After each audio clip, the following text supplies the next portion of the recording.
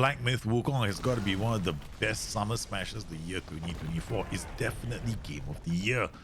As a football manager content creator, you might be wondering what it is about this game that's got me hooked. Yes, I've played the game now 5 times over, and I intend to keep going because it's such a fun game, fantastic graphics, it's got me hooked. And today I'm going to explain why. What were my experiences like? Why did I find it challenging the first time I played it? And how did I overcome these challenges? Through the help of my 9-year-old son. Developed by Game Science over in China, it is a game that is similar to other Souls-like games, but that's where the similarity ends. It's loosely based on Journey to the West, The Adventures of Sun Wukong, the monkey god. The whole game is driven on a next-gen graphics engine that is absolutely gorgeous. The combat system is fluid.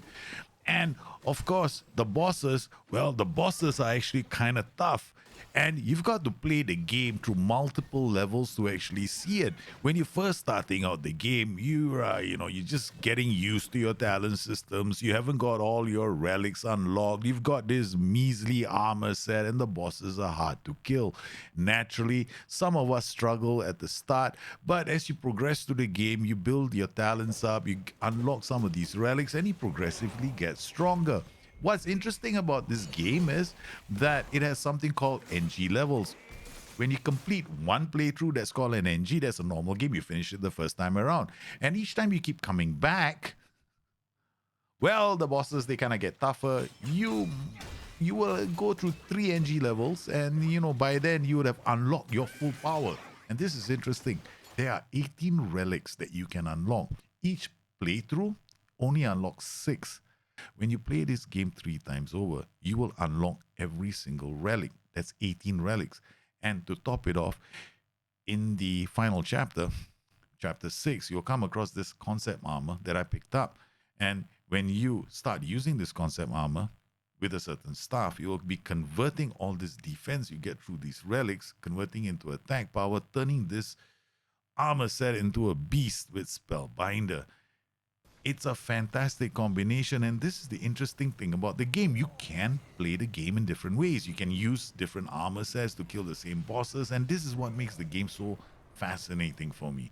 It's because you can kill the boss by poisoning them, you can kill the boss by stunning them, you can kill the boss by not even being there. Yeah, you send your clones in, and the clones do all the work for you. You just sit back, have a coffee, and wait for the right time to strike. If you are struggling with this game, chances are there are 2 things that are holding you back. The first thing that is holding you back is the dodge, because dodge mechanics in this game are a bit different from other games. If you're the sort that's always, chosen a specific direction to dodge in, chances are you're going to get killed by the boss. My 9-year-old son was the one to discover this.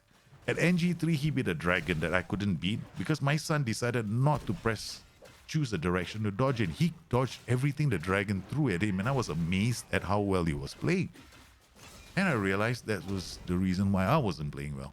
So if you're playing this game and you're struggling with the dodge mechanics, just make sure of one thing. Don't pick a direction first until you're familiar with the boss's moveset. Meanwhile, don't pick a direction, hit the dodge button. Chances are you'll be in a safe spot. Once you're familiar with the mechanics of the boss, then start picking those spots you think are safe. Multi-targeting could do with some work from the designers. It's not the be-all and end-all because there are not too many, fights that we have to switch targets to. Only one that comes to mind, the stone monkey, but after a while you get used to it. But the one big annoying thing about this game, and this is there up there with the biggest annoyance I have with the game. Now, while I love the combat, I love the game, I think it's a fantastic game. If you aren't familiar with Chinese mythology, the ending of the game is not going to make sense to you. And this is something I feel that the designers of this game dropped the ball on. They assumed that people have a familiar backstory. Of course, the game was written in Chinese for a Chinese market and quickly exploded onto the world scene. I hope that in the future, they do a better job of building up backstories, because if you're not familiar with Sun Wukong, you won't understand why the ending is sad.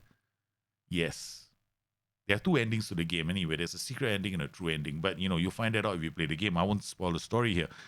My suggestion and my advice to anybody playing the game for the first time: before you play the game, Go watch a YouTube video, find out about Sun Wukong's trials, what he had to do to go to the journey to the west and the people that he met along the way and the sidekicks who accompanied him on this trip. Find out as much as you can.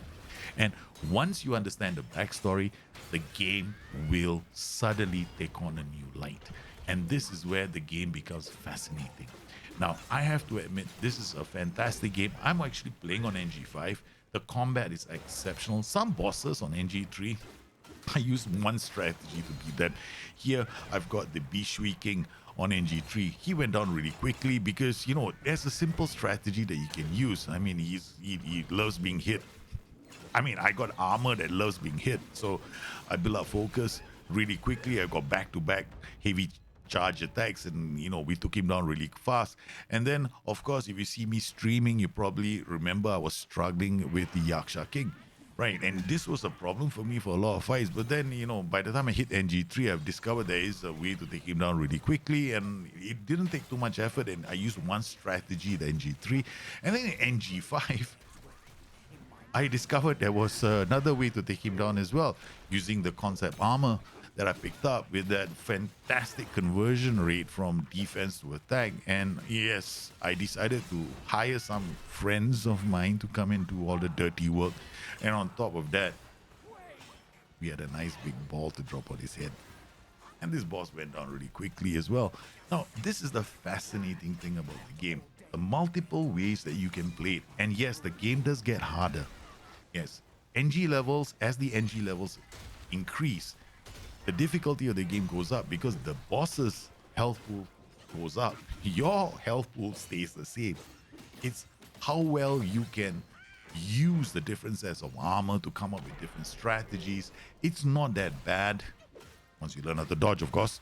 So if you know how to dodge, the game becomes very easy. Of course, there is you can also try a challenge in the game where you can beat all these bosses without dodging. If that's something that appeals to you, I would definitely recommend it. It is possible. I mean, in one of the fights, I think I played with this cloud treading deer in Huago, and I decided, well, I haven't really tried pillar stance before, so I decided, why don't I try a strategy where you can have the infinite cloud step, right? So you can have as many cloud steps as you want. Basically, you're hiding from somebody.